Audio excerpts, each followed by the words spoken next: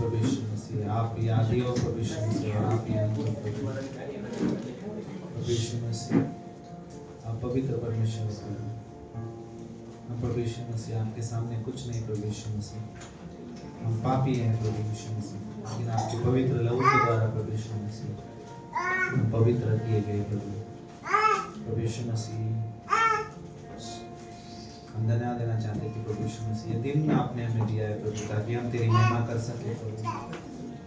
इस दिन में प्रभु यीशु मसीह आपने हम सभी को इकट्ठा किया प्रभु यीशु मसीह, ताकि हम सब मिलकर एक साथ होकर प्रभु तेरे नाम को ऊंचा उठाएं, तेरे आराधना करें प्रभु, हम संगति कर सके प्रभु यीशु मसीह। धन्यवाद देते प्रभु यीशु मसीह अद्भुत समय के प्रभु यीशु मसीह जो आपने हमें दिया प्रभु। आप पवित्र हो प्रभु यीशु मसीह, आप अद्भुत हो प्रभु यीशु मसीह। इस समय में प्रभु यीशु मसीह हमारे मन प्रभु यीशु मसीह, हमारे दिल, हमारे हृदय प्रभु आपकी ओर लगे रहे प्रभु, तेरी महिमा करे प्रभु यीशु मसीह। सारे सबक हम तेरे को देते प्रभु यीशु मसीह, छोटी सी प्रार्थना तेरे नाम से मांगते हैं।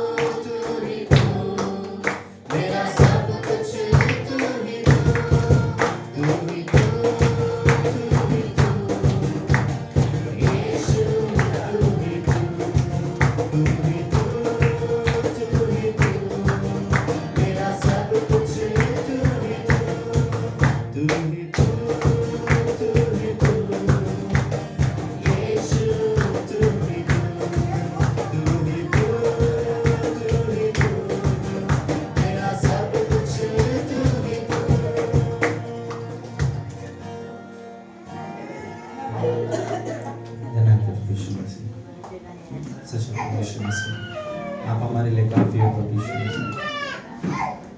मसीह। आप में हम प्रभु यीशु मसीह पूरे हैं प्रभु यीशु मसीह। आपने हमें प्रभु यीशु मसीह हर एक चीजों से, हर एक मुसीबतों से बचाए रखा प्रभु। प्रभु यीशु मसीह आपने हमें अपने पंखों तले रखा है प्रभु यीशु मसीह। हम हमारे जीवनों में प्रभु यीशु मसीह हर एक समयों में प्रभु यीशु मसीह आप हमारे साथ होते हो प्रभु। आप हमारी ढाल बनते हो प्रभु यीशु मसीह। कमजोरी में प्रभु यीशु मसीह आप हमारे लिए सामर्थ बनते हो प्रभु। हमारे निर्बलों में प्रभु यीशु मसीह आप बलवान बनते हो प्रभु। प्रभु यीशु मसीह आप अद्भुत हो प्रभु। आप प्रेमी हो प्रभु यीशु मसीह। प्रभु यीशु मसीह हम सब मिलकर प्रभु यीशु मसीह एक मन होकर तेरी आराधना करते हैं। तेरे नाम को उच्चारण करते हैं प्रभु यीशु मसीह।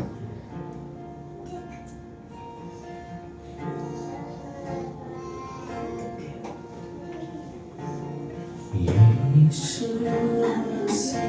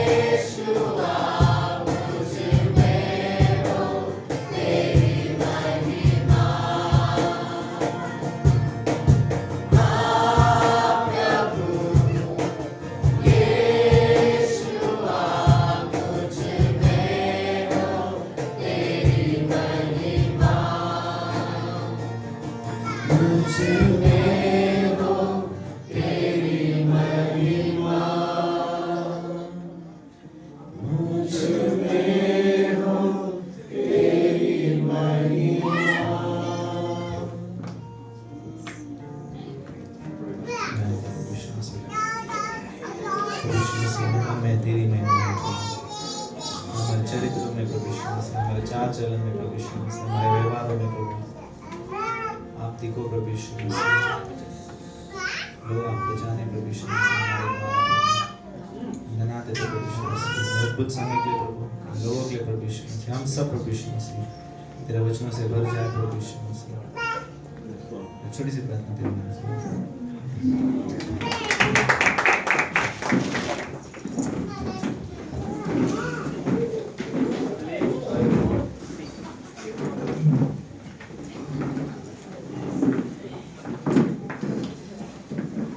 अद्भुत आराधना थे, क्यों ना हम लोग परमेश्वर के लिए धन्यवाद दें और उसके लिए तालियां बजाएं। थैंक यू गॉड कि हम आज शाम को भले ही कहीं पर भी बट हम सुरक्षित हैं, सही हैं और हम इस जगह पर हैं, राइट। आप खुश हो आप परमेश्वर के भवन में हैं, हम सभी आनंदित हैं कि हम इस भवन में हैं, राइट। सो आप सभी का स्वागत है आज के सभा में। हमारे बीच में कोई है जो पहली बार आया है? हमारे सारे विश्वास योग्य लोग, राइट। सो धन्यवाद आपके विश्वास योग्यता के लिए, okay.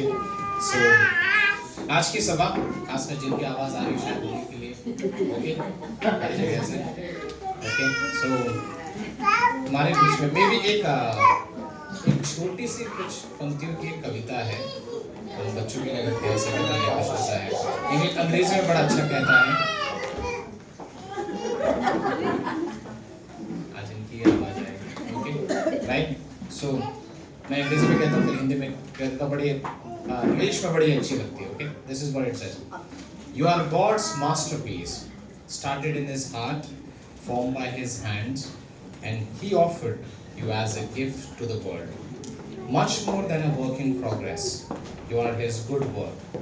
What he started in you will gloriously unfold for a lifetime.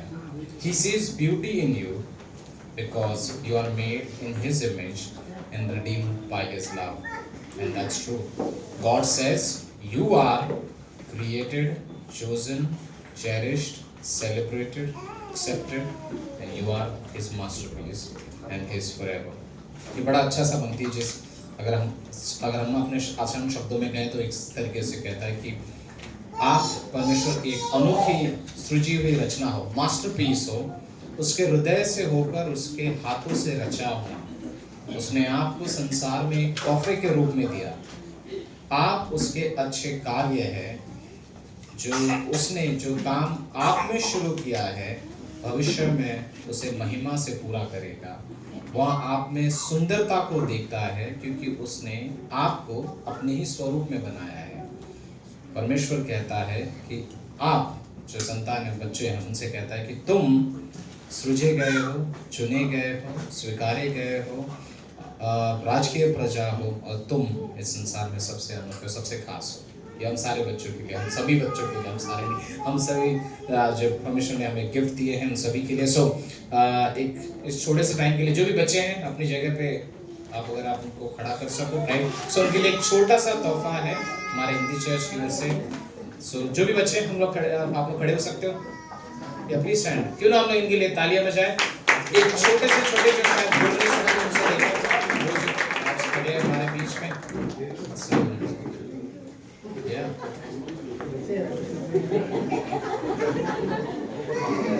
और भी कोई है जो अपने आप को अच्छा समझते हैं, राइट। सो हम सच में धन्यवाद देते हैं इन सारे लोगों का, इन सारे बच्चों का, राइट। ओके, ठीक है। सो सूचनाओं में हम लोग जाते हैं, ओके। सूचनाओं में कल जो बाइबल क्लास होता है वो निरंतर बना रहेगा, कंटिन्यूस है कल का बाइबल क्लास, राइट। ओके, सो इस बार इस हफ्ते ऑलमोस्ट बाइबल कॉलेज खत्म हो जाएगा, फ्राइडे एंड सैटरडे। इस बार क्लास 2 दिन है, शुक्रवार और रविवार। मेरा क्लास ऑलरेडी खत्म हो चुका है। नेक्स्ट इस फ्राइडे तक या शनिवार तक आपको फाइनल एग्जाम का भी सबमिशन करना है। सो आफ्टर दैट मैं सैटरडे को ग्रेड्स भेज दूँगा फाइनली सबको, ओके। सो उनके क्रेडिट शीट पर उनको ग्रेड्स मिल जाएंगे, जो मार्क्स उनको मिलने चाहिए वो शनिवार को मिल जाएंगे। सो फ्राइडे तक आप सभी को भेजना है मेरे क्लास का। फ्राइडे 7 से 9 पैस्टर का क्लास इसी जगह पर है, सैटरडे 7 से 9 फिर से पैस्टर का क्लास इसी जगह पर है, ठीक है। सो इस हफ्ते में पैस्टर का जो भी क्लास कर रहे हैं आपको 2 बार करना है, शुक्रवार को भी और शनिवार को भी, ठीक है। सो वो एक क्लास है। एंड देन क्रिसमस का महीना नज़दीक आ रहा है, राइट। हम सबके मन में उमंग रहेगा, चीज़ें रहेंगी, उस बातें रहेंगी, और हम हर साल जैसे हम हर वर्ष ऐसे तरीके से करते हैं कि क्रिसमस पे खर्चे के लिए, राइट, जो भी हम लोग स्नैक्स करते हैं, कैलेंडर्स करते हैं, बाइबल डेकोरेशंस, गिफ्ट्स बच्चों के लिए, चीज़ें जो होती है हम चर्च से नहीं, बट हम अपने कलीसिया के बीच में से उससे इकट्ठा करते हैं। सो जो भी खर्चा होता है, सो जो भी अपने मन से देना चाहता है, आप मुझे नाम दे सकते हो और मुझे पैसे दे सकते हैं, तो मैं बराबर उसे रख सकता हूँ, ताकि हम आने वाले समय के लिए तैयारी कर सकें कि कौन कौन सी चीज़ें हैं, राइट। सो आपके मन में जो भी हो, परमेश्वर जैसे आपके हृदय में डालें। आप क्रिसमस के हेल्प के लिए, एक परिवार होने के नाते हम बाहर से या चर्च से फंड्स नहीं लेते हैं, बट ये परिवार है, हम सब जानते हैं, आपने हर बार किया है, राइट, हर साल हम लोगों ने ऐसा किया है, बड़े विश्वासयोग्यता से, हमें भक्तिता से परमेश्वर ने हमें दिया है। सो इस बार भी हम लोग कुछ वही प्लान कर रहे हैं, ठीक है, ओके। सो हम लोग प्रार्थना करते हैं दशमांश के लिए, और फिर गीत होगा, प्रदेश होगा, ओके। परमेश्वर धन्यवाद देते हैं समय के लिए, फिर से थैंक यू जो आपने इस जगह पर जमा किया है, हर किसी को, हर एक बालक के लिए, हर एक बुजुर्ग के लिए, हर एक व्यक्ति के लिए, हमें आपने इस जगह पर चुना, आपने संसार के कोने से हमें जगह बनाया कि हम आपकी महिमा दे सके। थैंक यू इस परिवार के लिए, थैंक यू कि हम सच्चाई को जानते हैं, हमारी दृष्टि से हम आपको जानते हैं। थैंक यू परमेश्वर, सच में कि हम आपकी आराधना कर सकते हैं, हमारे हर एक बातों को, हर एक चीज़ों को, इस दशमांश को आप आशीष करना, आने वाले गीत को और संदेश के लिए आप हमें अभिषेक करना। धन्यवाद देते हैं परमेश्वर, से यीशु मसीह के नाम से हम मांगते हैं, आमीन।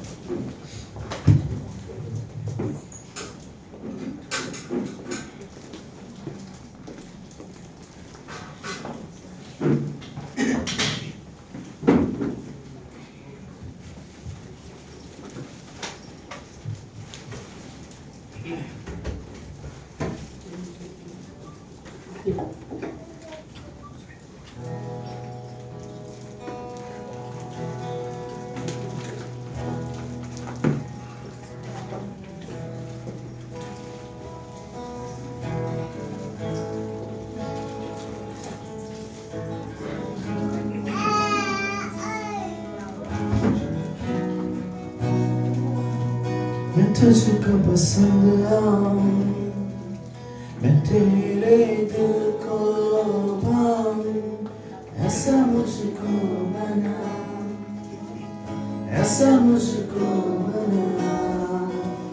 मैं तुझको पसंद आऊं, मैं तेरे दिल को पाऊं, ऐसा मुझको बना, ऐसा मुझको बना। मेरे अंदर तेरी आदतों को भर दे, मेरे अंदर तेरी चाहतों को भर दे,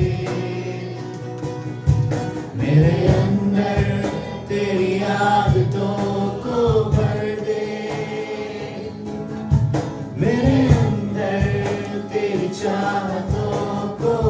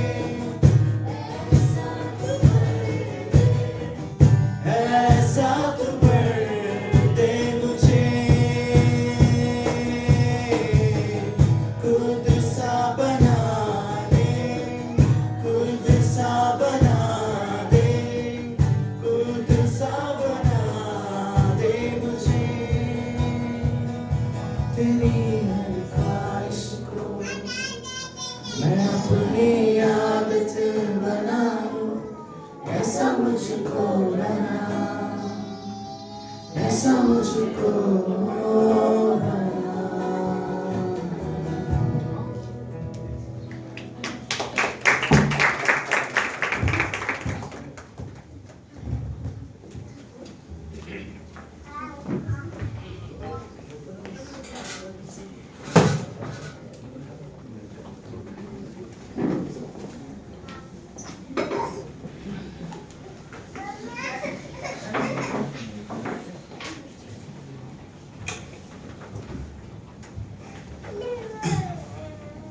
ओके, आप सब लोग ठीक हो?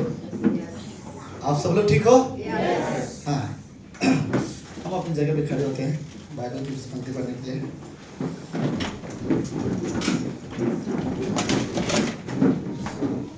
ओके, सब लोग खड़े हो गए? सब लोग खड़े हो गए? मेरी बीवी क्यों नहीं अभी तक खड़ी हुई है?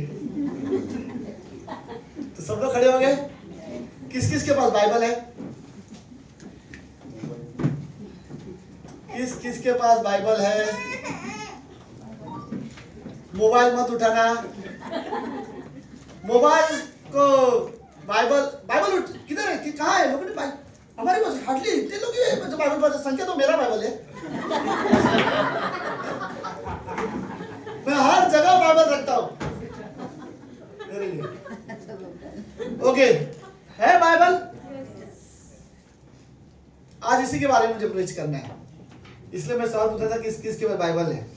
अगर आप मोबाइल को बाइबल समझ के चर्च में मोबाइल लेके आ रहे हो, मैं इस चीज का इमरजेंसी में यूज करना मुझे बुरा नहीं लगता।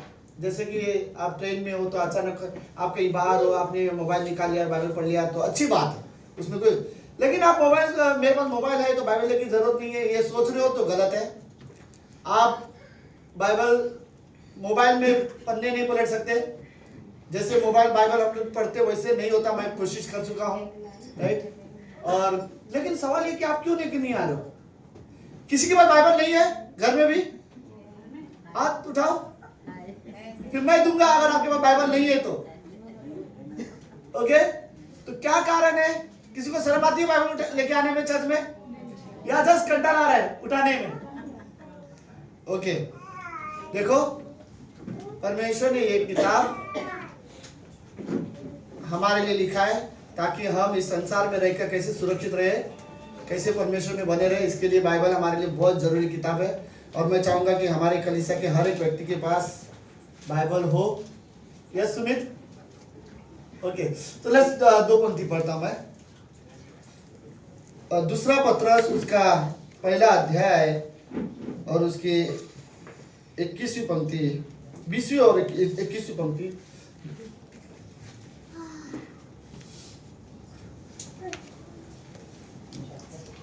पहला अध्याय दूसरा पत्रस का, ओके, 20 और 21 पंक्ति।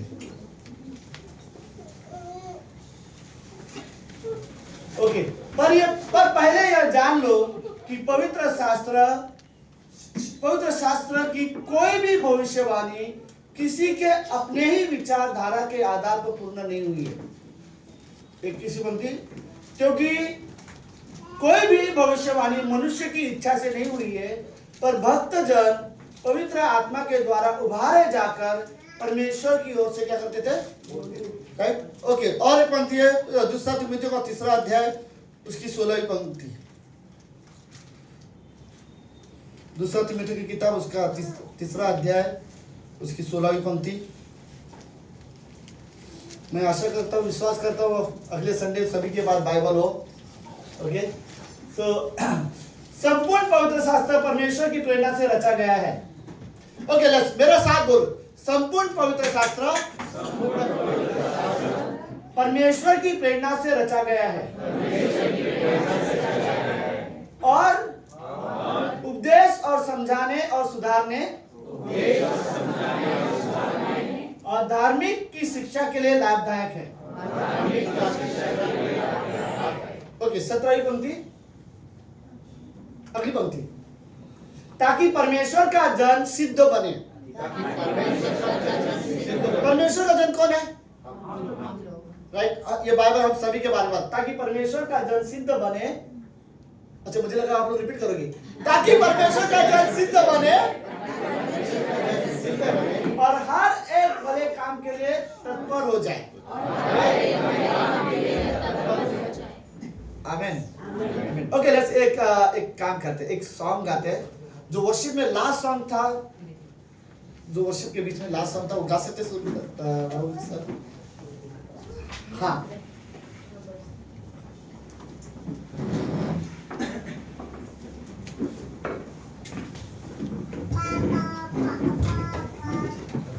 आज राहुल का बर्थडे है तो, और सुमित का भी बर्थडे था 2 दिन पहले। ओके, मैं रियली चाहता हूं कि हम सब वर्शिप करें इस कमरे में। हम परमेश्वर की आराधना के लिए इस कमरे में आए हैं, गाइस। क्यों ना सीरियसली ये हफ्ते में हमारे से क्या सही क्या गलत हुआ वो सारी चीजें भूल जाओ। सिर्फ इतना याद रखो, इस कमरे में आप हो और परमेश्वर है। और जैसे हम परमेश्वर की आराधना करते हैं,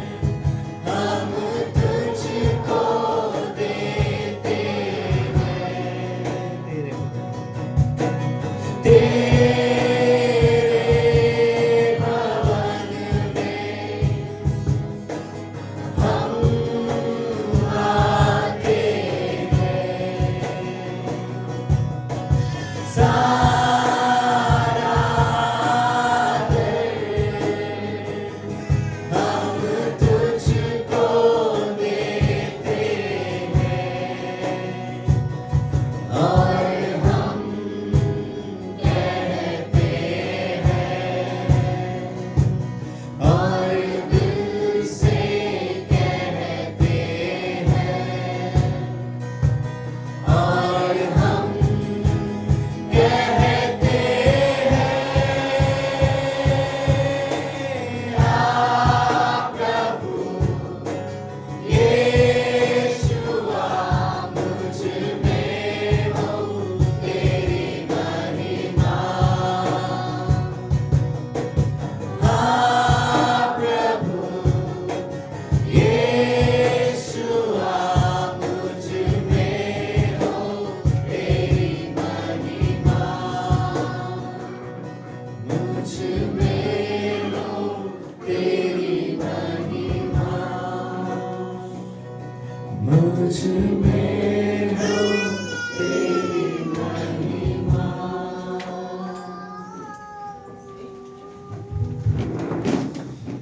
प्रभु यीशु हम धन्यवाद देते हैं आज के दिन के लिए और एक सुंदर समय के लिए पिता।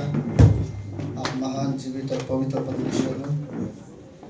हम सच में चाहते हैं हमारे जीवन से प्रभु आपको महिमा मिले। ये सिर्फ गीत नहीं प्रभु, हम सच में आपकी आराधना करना चाहते हैं, आपकी महिमा करना चाहते हैं। परमेश्वर इस कमरे में लोग आपसे प्रेम करना सीखे, आपकी आवाज़ सुनना सीखे, आपसे बात करना हम सीख सके पिता। हम धन्यवाद देते प्रभु यीशु मसीह, हम आपके प्रति विश्वास योग्य बने रह सके। सिर्फ आप हो जो हमारे जीवन को बदल सकते हो प्रभु यीशु।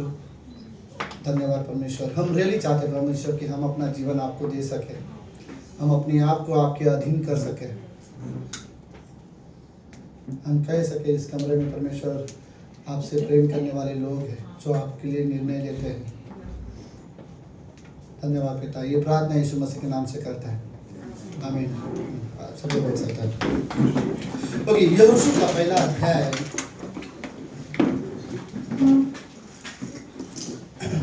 उसके साथ, यहोशू का पहला अध्याय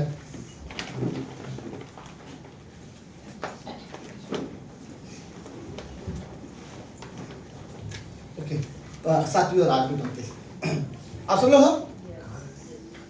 ओके, हम आज बाइबल या परमेश्वर के वचन के बारे में बात कर सकते हैं। परमेश्वर ने क्यों हमारे पास आज बाइबल दिया है। ओके, इज़राइल देश में जब मूसा इज़राइल देश की अगुवाई करता था, आप लोगों को पता है मूसा ने कितने साल इज़राइल देश की अगुवाई की थी? गणपत जी 40 साल मूसा ने इज़राइल देश की क्या किया था? अगुवाई कर। 40 साल के बाद जब मूसा की मृत्यु होने वाली थी, परमेश्वर ने कहा कि सिंपल चीज ऐसा था। ओके, ये वाद मुझे रोकने वाला लगता है। ओके, सब ठीक है? ठीक है। इज़राइल देश मिस्र शहर से जब छुड़ाए गए, 40 साल जंगल में जब यात्रा कर रहे थे, परमेश्वर ने मूसा को कहा था कि तू इज़राइल देश को क्या करेगा? वादे के देश में लेके जाएगा। अब वादे के देश में ऑलमोस्ट सामने है और एक पहाड़ की ऊंचाई से वो देश दिखाई भी दे रहा था। परमेश्वर ने उस पहाड़ की ऊंचाई पे लेके खड़ा किया मूसा को और बोला, वो जो देश तू देख रहा है वो देश मैं वहां इज़राइल देश को देने वाला हूं, लेकिन वहां तू नहीं जा सकता। राइट? क्योंकि मूसा ने क्या गलती की थी? आज्ञा का पालन नहीं किया था। राइट? उसे कहा गया था पत्थर से क्या करना है? चट्टान से बातें करना, और उसने गुस्से में जाके लाठी मार दी ताकि पानी आ सके। चमत्कार तो हुआ क्योंकि लोगों को पानी की जरूरत है, लेकिन परमेश्वर इस बात को भूला नहीं कि मूसा एक समय में परमेश्वर की आज्ञा का पालन नहीं किया था, और परमेश्वर ने कहा कि तू क्या होगा? वादे के देश में। मूसा को इस बात से बुरा नहीं लगा। परमेश्वर ये आपने सोचा है तो कोई बात नहीं, आपके विचार के खिलाफ मैं नहीं जाना चाहता। अगर आपने बोला है नहीं तो मैं आर्गुमेंट नहीं करना चाहता कि मेरे साथ ऐसा क्यों होता है। कई बार हमारे साथ बुरा होता था, हम ये सवाल पूछते मेरे साथ ही ऐसा क्यों हुआ। राइट? लेकिन मूसा इस समय में ऐसी स्थिति में नहीं था कि परमेश्वर को पूछे प्रभु मेरे साथ ऐसा क्यों, एक गलती आप क्यों नहीं माफ कर सकते। लेकिन मूसा परमेश्वर को बड़े अच्छे से जानता था, परमेश्वर ने कहा है तो वो परफेक्ट है। समझ रहे?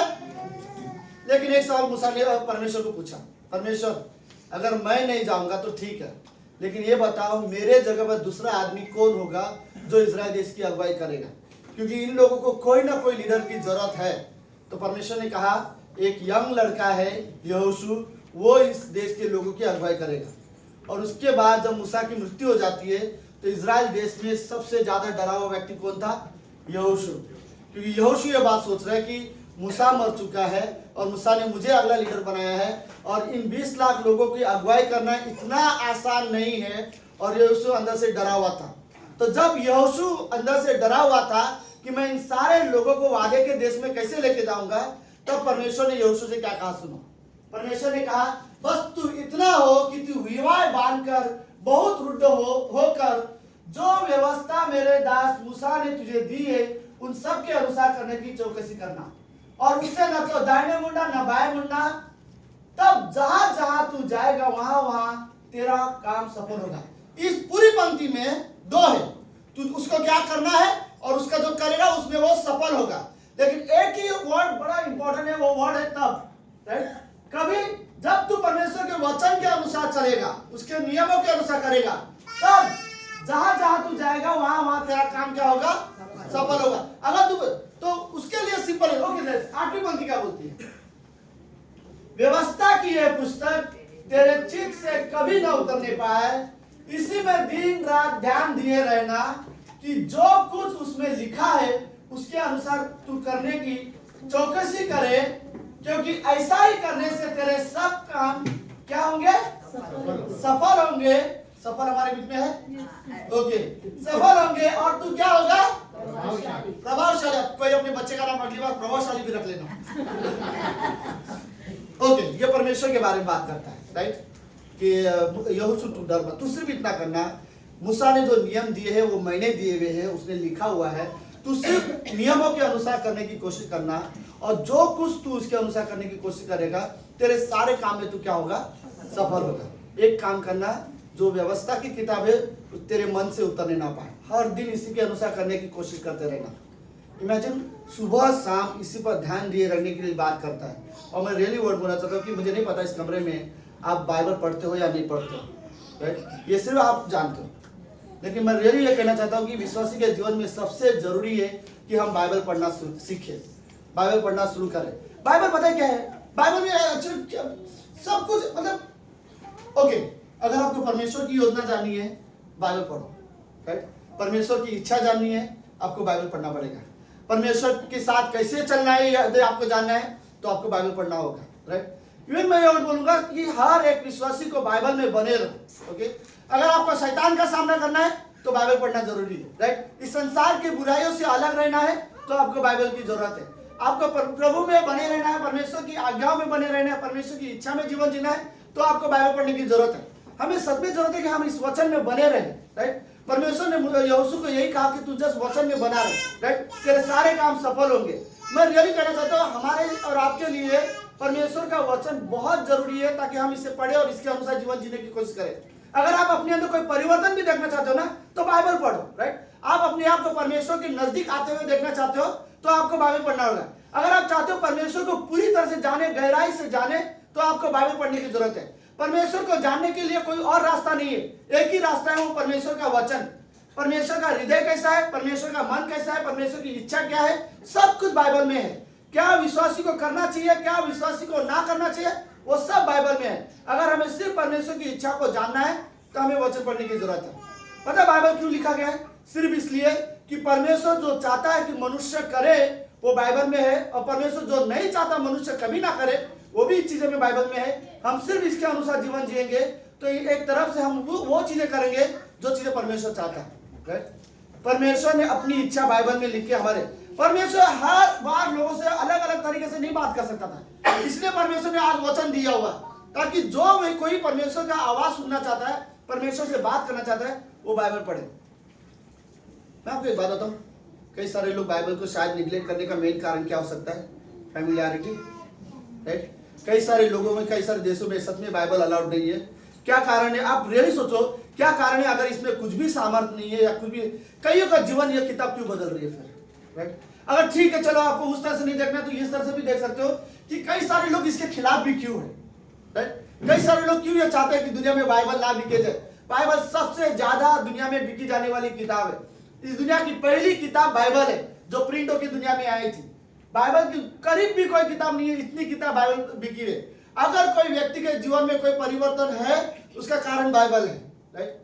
मैंने कभी नहीं देखा जो व्यक्ति परमेश्वर के नजदीक जीवन जीता हो और वचन से दूर हो, राइट। अगर कोई व्यक्ति परमेश्वर के नजदीक है तो वचन से नजदीक रह गए। तो हमें अगर परमेश्वर, बाइबल हमारे लिए क्या है? परमेश्वर की इच्छा जानना है, हमारे पास बाइबल है, राइट। अगर मुझे परमेश्वर की योजना क्या है, प्लान क्या है, वो सब जानना है, बाइबल है, राइट। इवन जो भी चीजें हमें परमेश्वर के बारे में जानना है, या इवन खुद परमेश्वर को मुझे जानना है तो मुझे किसी पहाड़ पर जाकर, पेड़ के नीचे जाकर चिल्लाने की, अकेले में कमरे में प्रार्थना करने की जरूरत नहीं। परमेश्वर मुझसे बात कर, मैं आपको जानना चाहता हूँ, नहीं, बाइबल खोलने की जरूरत है, राइट। मैं चाहता हूं कि प्रार्थना ये करूं कि प्रभु मैं इसे समझ सकूं, राइट। तो हम सब परमेश्वर को अच्छे से जानेंगे। लेकिन सवाल ये है, हम सच में हर दिन बाइबल पढ़ते हैं या नहीं पढ़ते, राइट। और रियली अगर आप सोचते हो कि मैं हर दिन बाइबल नहीं पढ़ता तो फिर हम अपने अंदर वो परिवर्तन, वो चीजें नहीं देख पाएंगे, राइट। एक ही चीज है जो हमें परमेश्वर के करीब बोलो या परमेश्वर की योजना में बोलो, परमेश्वर के साथ चलने में अगर कोई चीज मदद कर सकता है तो बाइबल है, राइट। और हर विश्वासी के लिए सच में जरूरत है कि हम परमेश्वर के वचन को बने रह सकें, राइट। किसी प्रचारक ने ये वो स्टेटमेंट बोला था, राइट, जो परमेश्वर के वचन में मजबूत होगा, राइट, वो पाप और बुराई से अलग रहेगा, लेकिन जो पाप और बुराई में ज्यादा इंटरेस्ट रखता है तो वो परमेश्वर के वचन से दूर रहेगा। तो सिंपल चीज है, संसार हमें बाइबल से दूर कर सकता है या फिर बाइबल हमें संसार से दूर रख सकता है, राइट। तो आप क्या चुनना पसंद करोगे? सब लोग समझ में आया मैं क्या बोल रहा हूँ? ओके, संसार हमें बाइबल से दूर रख सकता है और बाइबल हमें संसार से दूर रख सकता है, राइट। तो हमें सच में जरूरत है कि हम संसार से दूर रखें, ओके। तो उसके लिए हमें जरूरत है कि हम अपने बाइबल खोले, बाइबल पढ़े, राइट। मुझे नहीं पता, मैं रियली चाहता हूँ कि इस कमरे में कि हम बाइबल से प्रेम करने वाले व्यक्ति बने, ओके। बाइबल पढ़ो, वचन सुनो, सीखो। कुछ लोगों को मैं कहूँगा कि जस्ट याद करने की कोशिश करो बाइबल को। ऐसा भी मत बाइबल पढ़ो कि आपने सुबह क्या पढ़ा, शाम तक आपको याद ही नहीं आ रहा है, दोपहर तक आप भूल गए हो। कोई बात नहीं, 2-3 बार पढ़ो अगर ऐसा प्रॉब्लम है तो। लेकिन मैं इंकरेज करना चाहता हूँ, उत्साहित करना चाहता हूँ आप सभी को कि लेट्स बाइबल पढ़ने वाले व्यक्ति बनो, राइट। बाइबल पढ़ने का सिंपल मतलब ये है परमेश्वर की आवाज़ सुनना, राइट। परमेश्वर हमसे बात करता है इस पंक्तियों के द्वारा, ओके। ये मत सोचो जो कुछ परमेश्वर चाहता था मनुष्य से बात करे वो सारी चीजें परमेश्वर ने लिख दी है इस किताब में, राइट। अब ऐसी कोई भी चीज नहीं है जो परमेश्वर को बताना था और रह गया हो। सारी चीजें परमेश्वर ने इस किताब में लिखी हुई है। तो हमें सिर्फ जरूरत है कि हम परमेश्वर के वचन को खोले और जस्ट पढ़े, राइट। समय बिताओ बाइबल के साथ। मैं हफ्ते में नहीं बोल रहा, हर दिन की बात कर रहा हूँ। मुझे नहीं पता अगर 10 मिनट लगेगा तो चलेगा, हमारे जीवन का 10 मिनट हम अपने बाइबल को दे सकते हैं, ओके।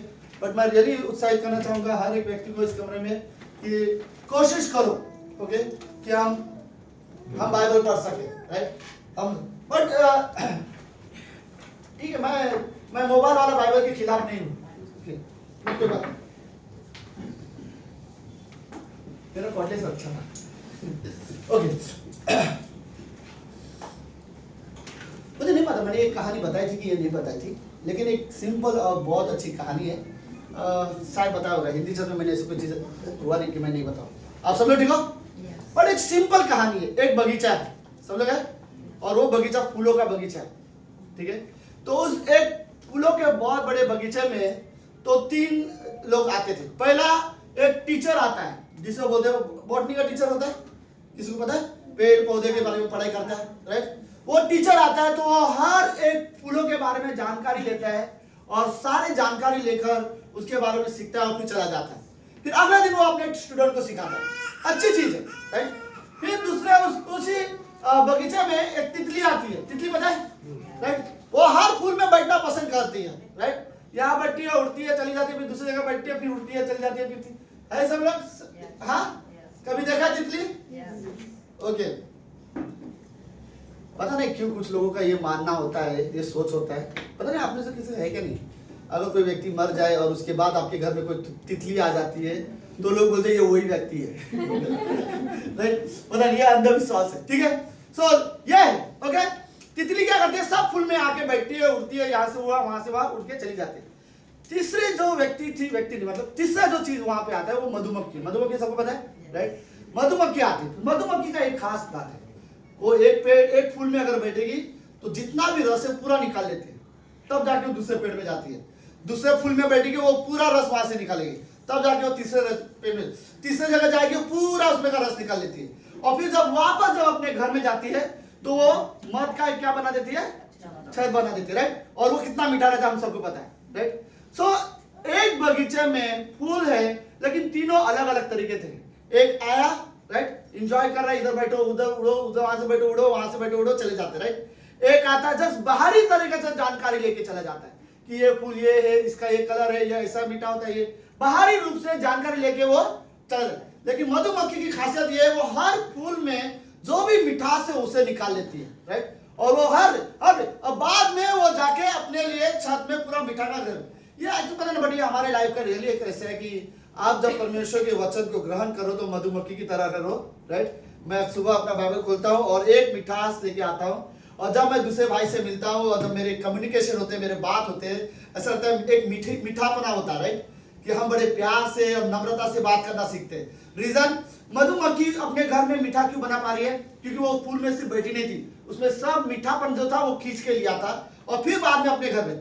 हम वही कोशिश करते हैं क्रिश्चियन लाइफ में कि बाइबल से हर चीज रिसीव करते हैं। हम प्रेम बाइबल से लेते हैं, फिर हम जाके लोगों से प्रेम करना सीखते हैं, राइट। हम क्षमा के बारे में बाइबल पढ़ते हैं और क्षमा वाला चैप्टर लेके जाते हैं, फिर कोई है जिसके साथ हमारा नहीं जमता, हम उन्हें क्षमा कर देते हैं, राइट। फिर हम नम्रता के बारे में बाइबल पढ़ते हैं, हमारे अंदर नम्र बनना थोड़ा मुश्किल है, लेकिन बाइबल से वो नम्रता की जो मिठास हम लोग लेते हैं, फिर हम लोग जाके अपने जीवन में नम्रता में जीवन जीने की कोशिश करते हैं, राइट। फिर हमें यहाँ से जो भी मिठास देते हैं, फिर हम धीरे धीरे हर एक बुराई से दूर रहना सीखते हैं, और फिर हम अपने अंदर, पता एक बात बताओ, एक व्यक्ति अगर उसकी बात करने के तरीका अच्छा हो, हमेशा लोगों को उत्साहित करता हो, प्रेम से बात करता हो, कोमलता के साथ बात करता हो, हर एक व्यक्ति को पसंद होगा ऐसे इंसान के पास जाना, बैठना, बात करना।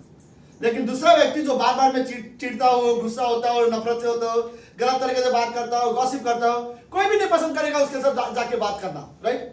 क्योंकि पता है इसके पास कोई भी मिठास नहीं है और इस व्यक्ति के पास बहुत मीठा है, तो इसके पास जाना, उसके साथ बैठना, बात करना लोगों को पसंद आएगा, राइट। हम जब बाइबल खोले तो ऐसे खोलो जैसे कि आप एक मधुमक्खी हो, राइट। और बाइबल में जो भी पवित्रता है, जो भी अनुग्रह है, जो भी उसमें नम्रता है, या जो भी हर एक पंक्ति है, राइट, जो भी प्रेम का विषय है, आप चूस लो, राइट।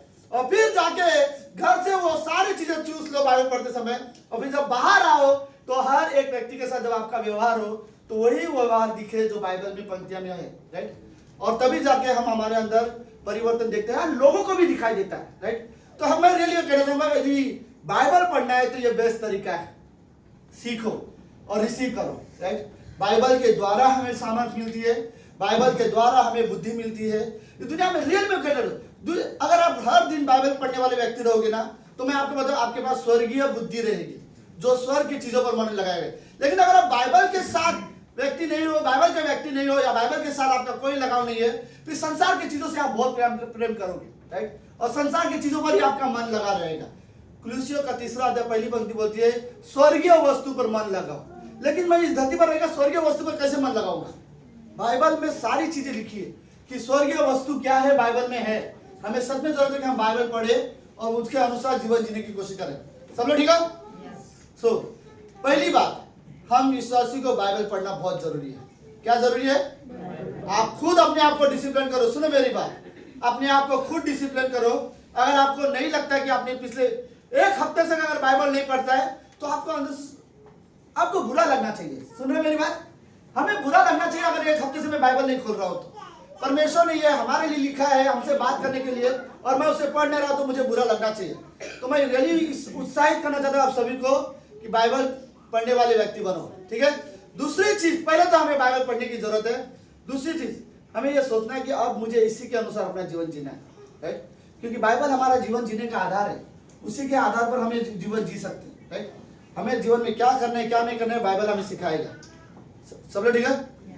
Okay, let's. बाइबल हमारे जीवन के लिए क्या है, ये मंडे की क्लास में हमने सीखा था। वही पॉइंट है जो मंडे को सिखाया था, उसमें से कुछ पॉइंट निकाल दिया मैंने और कुछ पॉइंट ही रखा हूं। 6 पॉइंट ऐसे है जो बाइबल आज हमारे जीवन में कैसे काम करता है। तो बाइबल के बारे में सब लोग है, सब लोग ध्यान दो मेरे अंदर, ठीक है? ओके, बाइबल क्या है, परमेश्वर का वचन क्या है, ये खुद बाइबल अपने बारे में क्या बोलता है। सुनो, पहली चीज बारे में क्या बोलता है बाइबल, क्या है, कहां है? ओके, यिर्मयाह का 23वां अध्याय 29वीं पंक्ति। सविता को अभी थोड़ा सा फास्ट वाला काम है।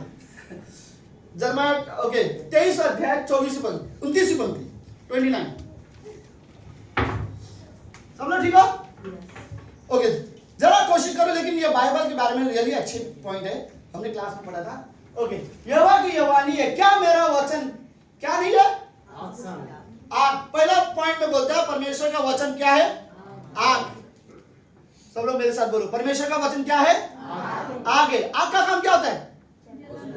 जला देना, राइट।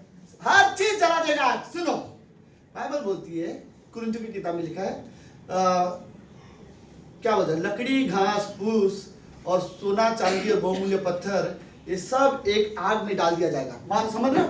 मानो अगर ये आग है, राइट, तो इसमें दो, पहले लकड़ी, घास और फूस। लकड़ी, घास, फूस सबको पता है, राइट। भूसा, उसे आग में डालोगे तो क्या हो जाएगा? एकदम से जल जाएगा, सब खत्म हो जाएगा, राइट। थोड़ी देर के बाद आप ढूंढोगे तो उसमें कुछ नहीं मिलेगा। लेकिन दूसरी जगह बोलता है इसमें सोना चांदी और बहुमूल्य पत्थर डाल दो, तो ये क्या होगा? जल जाएगा? बिल्कुल नहीं जाएगा। लेकिन इसके मिलावट चीजें वो क्या हो जाएगा, सब ये और प्योर होते जाएगा। सोना में कुछ मिलावट है, चांदी में कुछ मिलावट है, बहुमूल्य पत्थर में अगर कुछ मिलावट है वो जल जाएगा, लेकिन ये और प्योर हो जाएगा, ये नष्ट नहीं होगा। तो बाइबल बोलती है कि हमारे जो सारे काम हैं वो परमेश्वर के सामने आग में डाल दिया जाएगा, और जब वो आग में डाल दिया जाएगा तो अगर हमारे काम लकड़ी घास फूस जैसे संसार की चीजें या बुराई चीजों के जैसे काम है तो वो सब जल जाएंगे, राइट। मैंने कोई चीज अपनी बड़ाई के लिए किया हूं, परमेश्वर के काम है, लेकिन मेरे अपनी बड़ाई के लिए किया वो भी जल जाएगा, वो भी लकड़ी घास फूस के जैसे। लेकिन मैंने कोई विश्वास योग्यता के साथ परमेश्वर की महिमा के लिए किया हूं तो वो सोना चांदी और बहुमूल्य जैसे पत्थर होंगे, वो जलेंगे नहीं। सुनो, यहाँ पे आग पता है क्या है, परमेश्वर की आंखें। जब परमेश्वर की नजर किसी को देखती है, राइट, मानो यहाँ पर एक व्यक्ति है और परमेश्वर जब उसे देखता है तो परमेश्वर की नजर यह पहचान लेता है कि इसके कौन से काम लकड़ी घास फूस से है, वो सब जल दिए जाएंगे, इनाम के कुछ लायक नहीं होंगे। लेकिन जो विश्वास योग्यता के साथ जो किए है, परमेश्वर उसको और चमका देगा, राइट, और उसके लिए परमेश्वर इनाम दिया जाएगा। ओके, कोई भी शारीरिक, कोई भी फ्लेश में, पुराने पापी स्वभाव में कोई भी काम मैंने किए होंगे वो सब परमेश्वर के सामने नष्ट हो जाएंगे, राइट। मैं कितना भी प्रभु का नाम लूं, राइट, कितना भी वादा करूं, लेकिन मैं सिर्फ दिखावे के लिए कर रहा हूं, ना कि परमेश्वर के लिए, राइट। मैं या फिर मैं घमंड से कर रहा हूं, परमेश्वर के काम भी वो सब नष्ट हो जाएंगे। लेकिन कुछ काम जो मैंने परमेश्वर की महिमा, परमेश्वर के आदर के लिए किया है, वो सब चमकेगा। तो यहाँ पे बोलता है परमेश्वर का वचन आग की तरह है। आप जब परमेश्वर के वचन पढ़ने लगोगे तो आपके अंदर कोई भी लकड़ी घास फूस जैसी चीजें होंगी ना, आपको जला देंगे वो, राइट। आपके अंदर ऐसा लगेगा मैं ये चीजें परमेश्वर के लिए नहीं कर रहा, और आप उन चीजों को छोड़ दोगे, राइट। लेकिन कोई भी काम सोना चांदी बहुमूल्य पत्थर जैसे ना, वो और चमका देगा और प्योर कर देगा उन चीजों को, राइट। तो परमेश्वर का वचन जस आग की तरह है, आप जस वचन को ग्रहण करो, पढ़ते जाओ, वो आपको दिखाएगा कि कौन सी चीजें सही है, कौन सी चीजें गलत है। ओके, दूसरा चीज बोलता है उसी पंक्ति में है, राइट, क्या है, फिर क्या यह ऐसा हथौड़ा नहीं है जो पत्थर को फोड़ डाले, राइट। दूसरी चीज, पहला चीज परमेश्वर का वचन क्या है, आग, दूसरा है हथौड़ा। हथौड़ा से क्या करते हैं, राइट, बड़े बड़े पत्थर तोड़ सकते हैं, राइट। कभी हथौड़ा मारा है, कभी हथौड़ा गुस्से से मारा है? सुनो, कई सारे लोगों का जो हृदय है वो हथौड़े के जैसा कठोर बन जाता है, कड़क। कुछ लोगों से मुझे नहीं नफरत मतलब नफरत है, नहीं माफ करना है, घमंड है, ईगो है, कई सारी चीजें हैं, राइट। लेकिन जब हम परमेश्वर के वचन को ग्रहण करते हैं, वो हमारे हृदय के कठोरपना को सब तोड़ देता है और फिर वो हमें नम्र बना देता है, राइट। ये मानो पता है, मानो ऐसा लगता है कि आपको पता है खेती करने से पहले सबसे पहले किसान हल क्यों जो देता है, ताकि मिट्टी कड़क है, राइट, मिट्टी को नरम किया जाए। जब उसमें हल जोता जाता है तो पूरी मिट्टी को एकदम नरम किया जाता है, तो क्या होता है, बीज डालोगे तो बीज जल्दी उग सकता है, राइट। लेकिन अगर कठोर और पत्थर जैसे हृदय है, जमीन है, तो उसमें बीज नहीं बोया जा सकता। बोया भी जाएगा तो बीज बाहर आ ही नहीं पाएगा, राइट। तो कई बार ऐसा होता है, यदि हमारा हृदय कुछ चीजों के लिए यदि कठोर है, परमेश्वर के वचन उसे तोड़ता है और उसे नम्र करता है, राइट। तो परमेश्वर का वचन क्या है, हथौड़ा है, जो हमारे हृदय को तोड़ता है। कोई भी चीज, कोई भी बुराई या कोई भी चीज है हमारे अंदर, परमेश्वर उस चीज को तोड़ता है। ओके, आई थिंक ये रियली हमारे लिए जरूरी है कि परमेश्वर हमारे हृदय को तोड़े, राइट। या फिर कई बार उसके वजह से कई बार एक टूटापन आता है हमारे जीवन में, लेकिन वो अच्छा है बदलने के लिए। ओके, तीसरा चीज, इब्रानियों का 4 अध्याय 12वीं पंक्ति में लिखा है, परमेश्वर का वचन दो धारी तलवार है। मैं सारी पंक्ति पढ़ने की जरूरत नहीं, भी चलेगा, ओके, लेकिन ये वो पंक्ति निकाले तो ठीक है। ओके, क्योंकि परमेश्वर का वचन, ये क्या हो रहा है बार बार, आप सब लोग ठीक है? ओके, क्योंकि परमेश्वर का वचन, ध्यान से सुनो, जीवित और प्रबल और हर एक दो धारी तलवार से बहुत चोखा है, प्राण और आत्मा को गांठ गांठ और गुदे गुदे और अलग करके आर पार छेदता है, मन की और भावनाओं और विचारों को क्या करता है, जांचता है। मुझे अभी ना हड्डी नहीं दिखाई दे रही, हड्डी तो वैसे भी नहीं रहेगा, समझ है? कभी मटन खाया? कोई है वेजिटेरियन इस कमरे में? ओके, अगर मटन है तो याद है कभी कभी हम लोग प्लेट में पटक पटक के निकालते मटन के हड्डी के अंदर के, हाँ, और यहाँ पे करके खाते हैं। वो जो क्या बोलते हैं उसको गुदे बोला जाता है, राइट। तो बोलते हैं कि ये जो परमेश्वर का दो धारी तलवार क्या करता है, हड्डी है मांस तो बड़े आसानी से कट जाता है, हड्डी हड्डी के अंदर जो गुदे हैं उनको भी पहचान लेता है। मतलब ये, इसका मतलब ये है, जब एक व्यक्ति परमेश्वर के वचन पढ़ता है और सच्चे मन से उसे ग्रहण करता है तो वचन हमारे मन और हमारे प्राण, हमारे इमोशन की गहराई को पहचानता है। हमारे हृदय के अंदर ही अंदर हमारे किस चीज से हम बुरा मानते हैं, कोई चीज हमें बहुत जल्दी हर्ट कर लेता है, तो उन सारी चीजों को भी पहचान लेता है। कोई चीज है जो हमने दिल से करते हैं या कोई चीज जैसे हम ऊपर ही करते हैं, चाहे सच्ची आप हो सकता है कि आप आराधना कर रहे हो, गा रहे हो, नाच रहे हो, लेकिन वो खुशी क्या सच में हृदय के अंदर से आ रहा है या जस्ट हम लोग गा रहे हैं इसलिए आप लोग नाच रहे हो, राइट? तो परमेश्वर का वचन उन चीजों को भी पहचानता है। तो जो वर्ड है जांचता है, राइट? वो हमारे विचारों को जांचता है, मैं सही सोच रहा हूं, मैं गलत सोच रहा हूं, उन चीजों को भी परखता है। ऐसी तलवार जो सिर्फ हड्डी के मांस को, बॉडी के हिस्से को काट सकता है, लेकिन परमेश्वर का वचन दोधारी तलवार है जो हमारे मन के विचारों को भी पहचानता है। हम कलीसिया जा रहे हैं, राइट? हम वर्शिप कर रहे हैं, लेकिन क्या सच्चे मन से कर रहे हैं या जस्ट जाना था इसलिए जाके आगे, राइट? और परमेश्वर का वचन, मानो ऐसा होता है मैं बाइबल पढ़ रहा हूँ और बाइबल वचन मुझे दिखा रहा है कि मैं कितने दिल से कर रहा हूँ कि नहीं कर रहा हूँ। चर्च में जाके आना बात अलग होता था। अकेले प्रार्थना करो, अकेले बाइबल पढ़ो, आपको रियलाइज होगा। अगर आप अच्छे से कर रहे हो आपको खुशी होगी, अगर नहीं कर रहे हो तो आपको तैयार करेगा अगली बार आप और अच्छे से कर सको, राइट? तो परमेश्वर का वचन हमारे लिए दो धारी तलवार के समान है। तीसरी चीज क्या है? परमेश्वर का वचन बारिश और हिम के समान है, वर्षा और हिम के समान है। यह वचन मैं पढ़ना चाहूंगा फिर भी। यशायाह का 55वां अध्याय 10वीं और 11वीं पंक्ति, सारे पंक्ति पढ़ेंगे हम लोग। ओके। जिस प्रकार से वर्षा और हिम आकाश से गिरते हैं और वहां यो ही लौट नहीं जाते, वरन भूमि में पड़कर उपज उपजाते हैं, जिससे बोने वाले को बीज और खाने वालों को क्या मिलती है? रोटी। 11वीं पंक्ति, उसी प्रकार से मेरा वचन भी होगा जो मेरे मुंह से निकलता है, वो व्यर्थ ठहरकर मेरे पास न लौटेगा, परंतु जो मेरी इच्छा है उसे को पूरा करेगा और जिस काम के लिए मैंने उसको भेजा है वो उसमें सफल करेगा, राइट? परमेश्वर बोलता है सिंपल वर्ड, मैं आप लोगों से बात करूंगा और आप मेरे वचन को अच्छे से ग्रहण करोगे तो जो मेरी इच्छा थी मैं वो बातें तुमसे करूंगा। जो मेरी इच्छा है, जो मेरा मन है, जो मेरा दिल करता है, राइट? जो मेरी योजना है, मैं उन चीजों से तुमसे बात करूंगा। और तुम अगर सीरियस हो तो वो जो मैंने तुमसे बात किया है वो तुम्हारे अंदर मेरी इच्छा पैदा करेगा और तुम मेरी इच्छा में चलने वाले व्यक्ति बनोगे, राइट? मतलब ऐसे ही मेरा वचन खाली नहीं जाएगा। बोलते जैसे बारिश आती है तो कुछ ना कुछ उगा के जाती है, राइट? यही वो बारिश, ओके? परमेश्वर बोलते मेरा वचन भी वैसा ही है, राइट? वो आपके हृदय में अगर एक बार सीरियसली आपने अपने हृदय में लिख के गए हो, वो कुछ ना कुछ वहां से उगाएगा, राइट? कुछ लोगों को परमेश्वर का वचन नम्र बनाएगा, प्रेम करने वाला बनाएगा, अनुग्रहकारी बनाएगा। कुछ लोगों को परमेश्वर का वचन मिशनरी बनाएगा, परमेश्वर का सेवक बनाएगा, परमेश्वर के दास बनाएगा, दासिया बनाएगा, राइट? कुछ लोगों को परमेश्वर वचन उसको आराधना करने वाला बनाएगा, राइट? लोगों को उत्साहित करने वाला बनाएगा, लोगों के साथ जाके प्रार्थना करने वाला व्यक्ति बनाएगा। जब तुम परमेश्वर के वचन को ग्रहण करोगे तो वो वचन जो तुमने ग्रहण किया है वो आपको परमेश्वर की इच्छा के अनुसार जीवन बनाने में मदद करेगा, राइट? तो परमेश्वर का वचन ऐसा है जैसे कि बारिश की तरह है, वो अगर खेती में गिरा है तो बीज बोया है तो आज उगेगा ही उगेगा, राइट? ठीक वैसे वचन अगर सच्चे मन से हमने ग्रहण किया है तो कुछ ना कुछ परिवर्तन हमारे अंदर जरूर आएगा, ओके?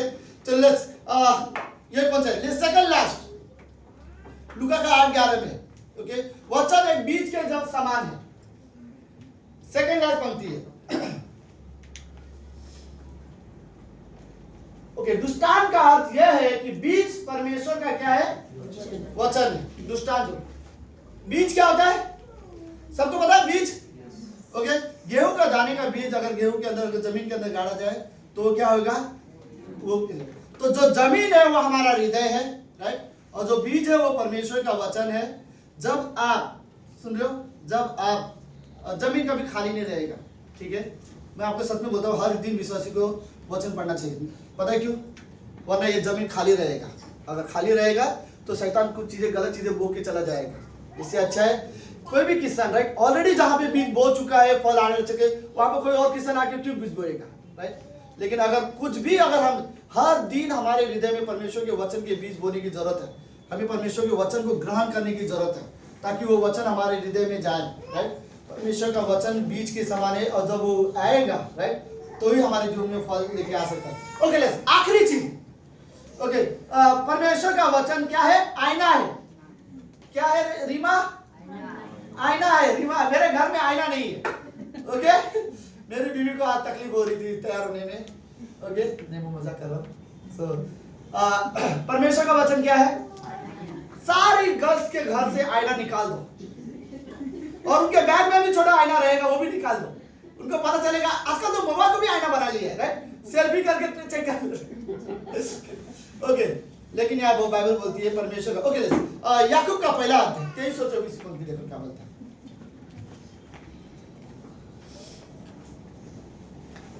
जो कोई वचन का सुनने वाला हो और उस पर चलने वाला ना हो। सुन रहे क्या पढ़ा मैं? सब लोग सुन रहे हो? सुनो ध्यान से, मैं फिर से वचन पढ़ा। जो कोई वचन का सुनने वाला हो और उस पर चलने वाला ना हो। मैं प्रार्थना करूंगा कि हमारे कमरे में ऐसे, इस कमरे में, इस कलीसिया में ऐसे लोग ना रहे, राइट? और कि हम वचन सुनने वाले हैं लेकिन उसके अनुसार चलने वाले ना हो, ऐसा ना हो, राइट? सो जो कोई वचन को सुनने वाला हो और उस पर चलने वाला ना हो तो उस मनुष्य के समान है जो अपना स्वाभाविक मुंह दर्पण में देखता तो है, इसलिए कि वह अपने आप को देखकर चला जाता है, तुरंत भूल जाता है कि वो कैसा है, राइट? तो आईना एक चीज है, आपको कंटिन्यू दिखाएगा कि आप कैसे हो। आप तुरंत वहां से चले जाओगे तो थोड़ी देर के बाद, 1 घंटे के बाद भूल जाओगे, अरे मैं कैसे दिख रही थी, और पता नहीं क्या है। आईना में क्या दिखाई देता है? सबसे पहला आप क्या देखते हो? आपको एक बात सच बताओ, आईना में कोई ये नहीं देखता कि मैं कितनी अच्छी दिखती हूँ। सबको पता है कैसे दिखते हो। आईना में सिर्फ ये दिखा जाता है कुछ कमियां तो नहीं है, राइट? कुछ भी अलग चीज है तो तुरंत कर दो ठीक, राइट? परमेश्वर बोलता है कि मेरा वचन आईना की तरह है, जब तुम इसे पढ़ो तुम्हें अपने आप उसमें देख पाओगे कि तुम परमेश्वर की इच्छा के अनुसार हो या नहीं हो। इसका मतलब ये है, सुनो, आईना सच्चाई बताता है मैं कैसा हूं कैसा नहीं हूं। ऐसा लग रहा है कहीं मैं आईना देखूं, ऐसा लग रहा है, राइट? आईना जो रियलिटी है वो दिखाती है मेरी लाइफ का। तो बाइबल परमेश्वर का वचन क्या है? आईना है। ये क्या बताता है? पता है हमारी जीवन की सच्ची परिस्थिति क्या है वो हमें बताता है। हम सच में, सब लोग समझ रहे हो? आईना बताता है कि मैं बराबर कैसे दिख रहा हूँ, कुछ कमी है या नहीं है। परमेश्वर का वचन हमारे जीवन में दिखाता है मैं सही हूँ या नहीं हूँ, मेरी सच्ची परिस्थिति क्या है। मैं सच में विश्वास हो गया हूँ, सच में परमेश्वर का भय मानता हूँ, सच में परमेश्वर के आगे का पालन करता हूँ, या मैं नहीं करता। आईना दिखा देगा, राइट? परमेश्वर का वचन आपको दिखा देगा कि आप परमेश्वर की इच्छा के अनुसार हो या परमेश्वर की इच्छा के अनुसार नहीं हो। मैं रियली इंकरेज करना चाहता हूँ, आप कितना भी सोच लो इस कमरे में, सब लोग हैं, कितना भी आप अपने मन में सोच लो, कितना भी प्रार्थना करो, आप बोलो कल से मैं रोज बाइबल पढ़ूंगा, रोज बाइबल पढ़ूंगा, रोज बाइबल, नहीं होगा। 2-3 दिन होगा, 1 हफ्ता होगा, उसके बाद छूट जाएगा। लेकिन मैं कहना चाहता हूँ कि आप अनुशासन, डिसिप्लिन लेके आओ, राइट? आप निर्णय लो और डिसिप्लिन करो अपने आप को कि मैं हर दिन बाइबल पढ़ूंगा, राइट? और थोड़ी सी लेजीनेस आएगी, थोड़ी सी मूड ऑफ होगा, लेकिन नहीं, ये मत सोचो आज मैं दुखी हूं तो मैं बाइबल नहीं पढ़ूंगा, आज उदास हूं तो बाइबल नहीं पढ़ूंगा, आज मैं ज्यादा काम कर लिया ऑफिस में, बहुत ज्यादा क्या बोलते हैं प्रेशर था, सुमित क्या होता है तेरे ऑफिस में, लोड, राइट? कुछ नहीं होता, राइट? बट ये मत सोचो कि मेरा परिस्थिति अच्छा नहीं है, दिन अच्छा नहीं गया तो आज मैं बाइबल नहीं। आओ परमेश्वर के पास, राइट? और परमेश्वर से आवाज सुनो, परमेश्वर से बाइबल पढ़ो, परमेश्वर आपसे सच में बात करेगा, राइट? परमेश्वर ने हमें बाइबल इसलिए दिया है ताकि वो हमसे बात कर सके और हम उसकी आवाज सुन सके। लेकिन बाइबल इग्नोर करने का मतलब परमेश्वर की आवाज को इग्नोर करना है, राइट? हमें सब में डिसीजन लेने हैं कि हम परमेश्वर के वचन हर दिन पढ़े और इसके अनुसार अपना जीवन जी सके। आमीन। मेंडस प्रार्थना करते हैं। प्रभु यीशु हम धन्यवाद देते आज के दिन के लिए और एक सुंदर समय के लिए। पिता आप महान जीवित और पवित्र परमेश्वर हो, हमें सच में जरूरत है कि हम आपकी आवाज सुने, आपकी इच्छा को जाने, आपकी योजना को जाने, आपको जाने। प्रभु यीशु हमें आपकी जरूरत है पिता। धन्यवाद प्रभु यीशु मसीह हमारे हिंदी कलीसिया के लिए। मैं रियली प्रार्थना करता हूँ कि इस कमरे में हर एक व्यक्ति अगर कोई आवाज़ सुने तो वो परमेश्वर आपकी हो, लोग आपकी आवाज़ सुनने वाले व्यक्ति बने। सही निर्णय लेने के लिए लोग बाइबल पढ़ना सीखें। हम बाइबल से कभी फैमिलियर नहीं होना चाहते पिता, आप रियली मदद करना, सहायता करना कि हम आपके वचन को ग्रहण कर सके, हर दिन हम पढ़ सके, हम अपने आप को अनुशासन कर सके, डिसिप्लिन कर सके बाइबल पढ़ने के लिए। प्रभु यीशु धन्यवाद पिता परमेश्वर। आने वाले हर एक पर, हर एक समय प्रभु हम आपके हाथ में सौंपते हैं। ये प्रार्थना यीशु मसीह के नाम से करते हैं, आमीन।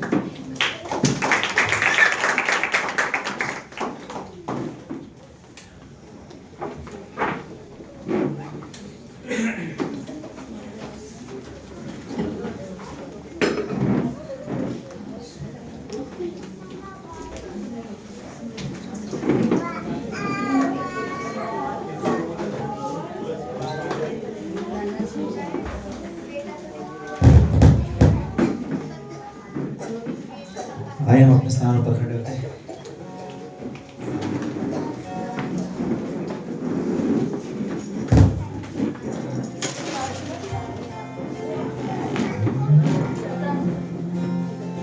Siamo tazza.